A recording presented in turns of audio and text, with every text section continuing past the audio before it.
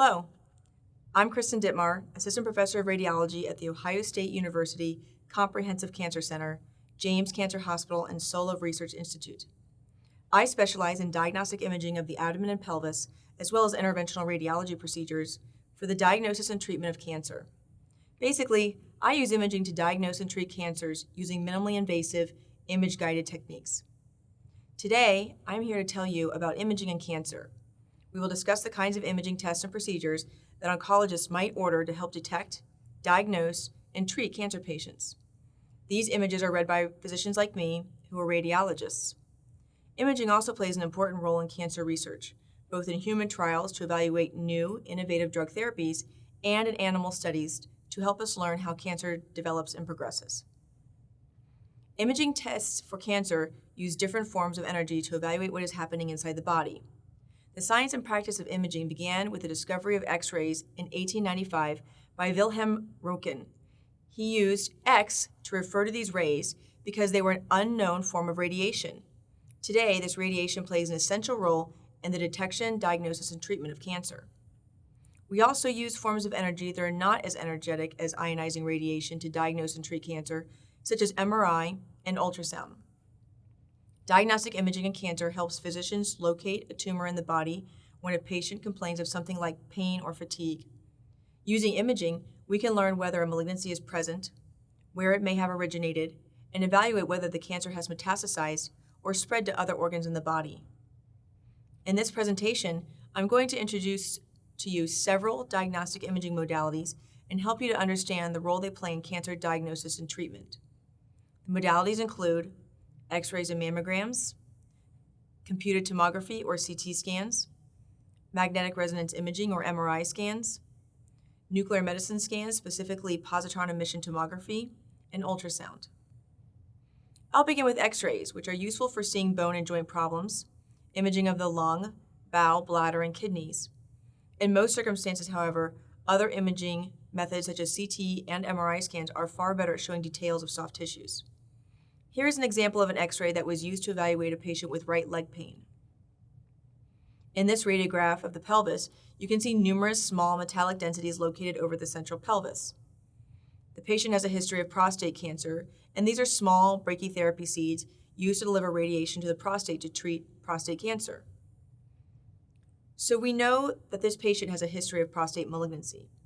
You can see in the image there are two arrows. Notate that the left femur is normal compared to the right femur, which is abnormal. The arrow over the right femur points to a lucency in the head of the right femur. Note the bony abnormality. Given the presence of this abnormality, and knowing that the patient has a history of prostate cancer, we are concerned about metastatic disease. Therefore, we decided to advance to MRI imaging. Here is the MRI image. You see the tumor that occupies the proximal femur and femoral head, as well as a soft tissue lymph node located anterior to the bone tumor. These findings strongly suggest a malignancy. To confirm this, the patient underwent an image-guided biopsy shown in the CT image. We use the biopsy needle to go into the leg and extract tissue from the soft tissue for diagnosis. Here's a chest X-ray, a patient presented with a cough. Note the central venous catheter is located over the right chest. This catheter is used to administer chemotherapy drugs in a patient who has a history of cancer. The soft tissue densities throughout both lungs are called pulmonary nodules. These lung nodules are very worrisome for metastatic cancer. Therefore, the patient underwent a CT scan for better evaluation. Here in the CT scan, which was taken in the coronal plane, which shows the patient is basically standing in the upright position, again, we can see the numerous pulmonary nodules. Given the history of malignancy and potential need for a new drug or clinical research trial, the patient underwent a CT-guided biopsy of one of these pulmonary nodules. This CT scan shows the use of imaging guidance to obtain a biopsy of one of the patient's nodules. This tissue would be very important for diagnosis and to test for molecular markers that help identify new patient therapies.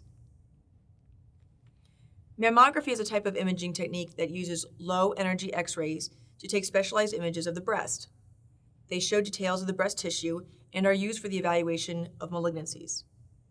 During the past 10 years, Older X-ray machines that captured images on film have been replaced with X-rays that capture images in a digital format. These digital images are cleaner, clearer, and capture more information. They can also be exchanged more easily by doctors in consultation. There are two categories of mammography: screening and diagnostic mammography. Screening mammography is designed to detect breast cancer in women who have no signs or symptoms of the disease.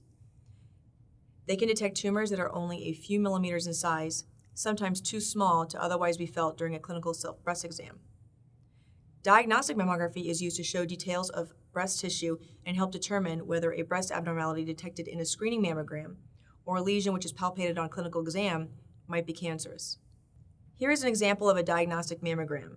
The image demonstrates a nodular focus or density located in the upper outer breast. This lesion has spiculated margins and was therefore worrisome for primary breast malignancy. A diagnostic mammogram shows only one lesion. Therefore, a targeted ultrasound was performed, shown here.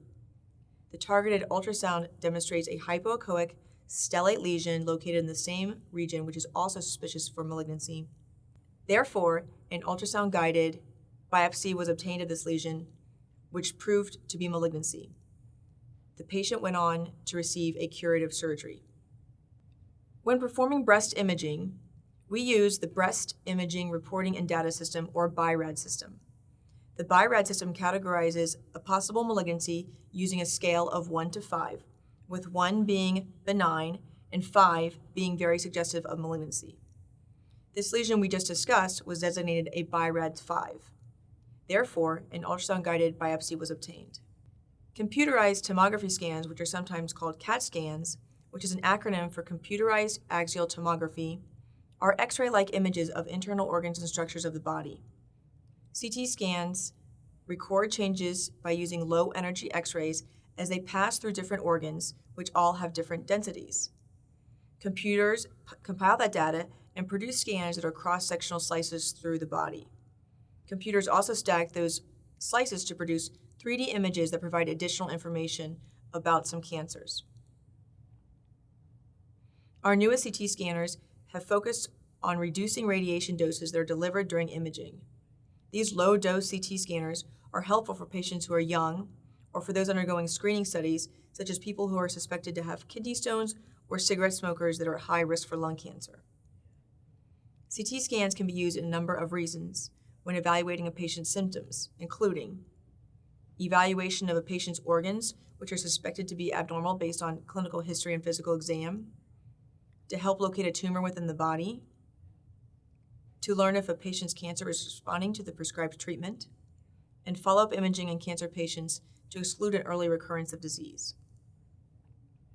Here is an example of a CT scan of a patient who went to the emergency room complaining of blood in the urine, or what we call hematuria. This exam is used to exclude renal stones and renal cancer. Here are two examples of delayed phase imaging that show the IV contrast being excreted in the collecting systems in the kidneys, such as the calyces and ureters. The collecting system is well opacified with excreted IV contrast, allowing you to see them clearly. While these are only two representative slices, you can see that when 3D information is compiled by computers, we can make beautiful reformats of the patient's collecting systems in 3 dimensions so that doctors can better see the fine details of this. Because CT scans emit radiation, some patients worry about whether repeated CT scans are safe, or whether they might cause a second cancer later in life. There are 2 ways to look at this. As radiologists, we prescribe radiation very judiciously. We use doses of radiation that are as low as possible after determining the benefit versus risk of radiation exposure for the patient. If the patient needs ionizing radiation for imaging, it is likely to be more important to make an urgent diagnosis than worry about the potential risk of a theoretical malignancy later in life. Sometimes these decisions are made by a group of physicians, especially in patients who are pregnant or young like children. Typically, people who are having imaging performed are much older age group, or people who are much less likely to develop a secondary malignancy, which can take 20 to 30 years to develop.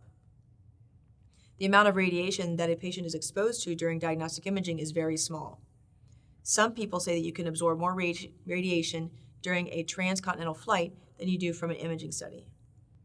MRI scans are extremely powerful magnets that use radio waves rather than ionizing radiation to create detailed cross-sectional images of the body. These magnets induce hydrogen ions in the body to respond to radio waves, which produce signals based on the water content of the organ. MRI scans are used for many of the same reasons as CT scans, although MRI is sometimes used rather than CT scans because they can produce better images of soft tissues. Here are two examples of the brain. One is a CT scan, and the other is an MRI scan. You can see that the MRI shows much greater soft tissue details. A trained radiologist can see details in the CT scan, but it is more difficult. Patients must be carefully screened for MRI studies because of the strong magnetic fields involved. Certain implants, medical devices, and other objects, ranging from artificial joints and pacemakers to shrapnel, are certified according to whether they are magnetic resonance safe, conditional, or unsafe. MR unsafe devices contain iron and present a clear danger to the patient. Iron-containing objects cannot be worn or brought into the MRI scanner because highly magnetic objects can become dangerous projectiles in the presence of a strong MRI magnetic field. Nuclear medicine involves the injection of radioactive tracers that release small doses of radiation for a short time for the diagnosis and treatment of cancer and other diseases. Unlike the forms of imaging we discussed earlier, nuclear medicine involves making the patient radioactive, then using a crystal to detect the radiation. When the photons emitted from the patient interact with the crystal, a small light is produced. These flashes of light become data points which a computer turns into images. Examples of nuclear medicine imaging include whole-body bone scans, which can reveal the presence of cancer in bones, administering radioactive phosphate molecules to patients, which are used in bone production. Thyroid scans are obtained by using radioactive iodine, which the thyroid gland normally absorbs and metabolizes. Heart or cardiac scans are produced by injecting small amounts of radio tracers, which also use naturally acquired ions such as thallium, a potassium analog, to detect heart muscle damage. Gallium imaging uses radioactive gallium salts, which are taken up by tumors in areas of inflammation, such as inflamed or infected tissue. This technique is used for patients with fevers where we cannot find an apparent origin, or in patients with lymphoma. SPECT imaging stands for Single Photon Emission Computerized Tomography. SPECT imaging takes the information from nuclear medicine scans and makes a 360-degree image, which therefore comes together as a 3D image. This provides information that can also be used to help locate tumors that are in the body in 3 dimensions. In cancer imaging, the most common nuclear medicine study is positron emission tomography, or PET imaging. This is similar to other forms of nuclear medicine in that a small amount of radiation is administered into the patient. However, PET imaging is different than other nuclear medicine tests in that it produces 2 photons which emit in equal and opposite directions. That is, 180 degrees apart from each other. Allow the crystals to rotate around the patient, taking a 180-degree picture, and produce the images. The most common imaging agent in PET imaging is FDG, fluorodeoxyglucose. For FDG imaging, the patient is injected with a radioactive sugar that is taken up by cells that are metabolically active. The sugar is then trapped within the cell. The theory is that the faster a cell is growing, the more sugar it can take up. Therefore, PET scans are used in the detection of patients evaluated for cancer because cancer cells tend to grow much faster than other cells within the body. PET scans can help stage diseases and localize certain tumors within organs. Here is a PET image that shows multiple areas of normal uptake. They include the brain, which is yellow in color and tells us it is very metabolically active. The heart muscle is also metabolically active. Some activity is shown in the bladder because sugar is excreted by the kidneys.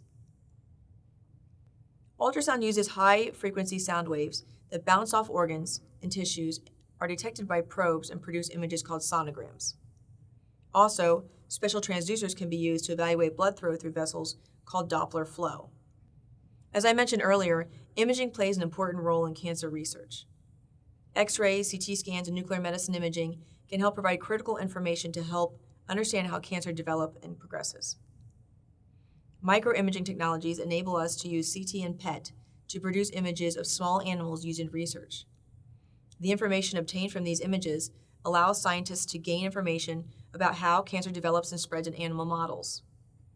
Animal research helps scientists to study the safety and efficacy of experimental new drugs in animals, hopefully preventing harm in patients.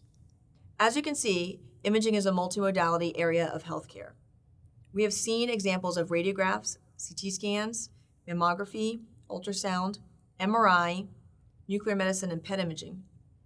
Most of these technologies were discovered after 1975. The rapid progression of scientific advancements will only allow imaging to become a more integral part of patient diagnosis and treatment.